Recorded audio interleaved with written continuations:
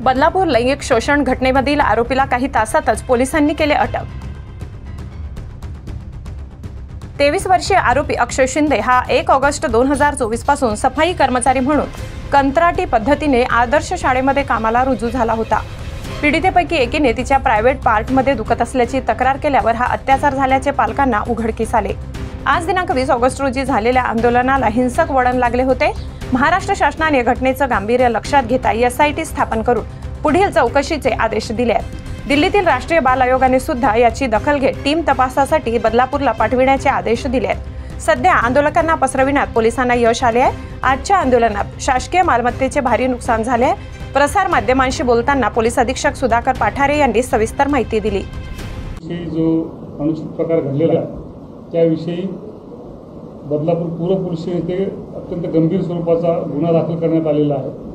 गुन्हा दाखल झाल्यानंतर 3.5 तासामध्येच जो संबंधित आरोपी आहे त्याला अटक करण्यात आलेला आहे।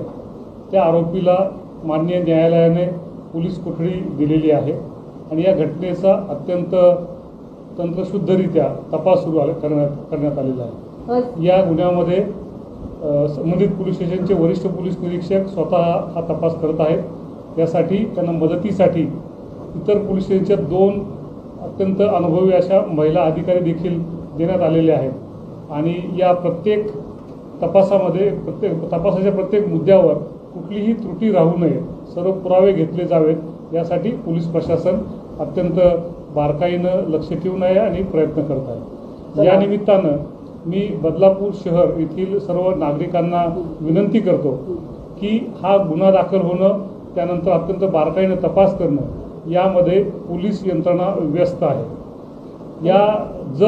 या निमित्तानं भावनेच्या आहारी जाऊन कोणते ठिय्या आंदोलन करणं, बदलापूर बंद करणं किंवा इतर स्वरूपाचं काही ॲजिटेशन करणं हे केल्यास जे तपास यंत्रणा तपासामध्ये बिझी आहे त्यामध्ये डिस्ट्रॅक्शन निर्माण होतंय, तपासामध्ये अडथळा येतोय।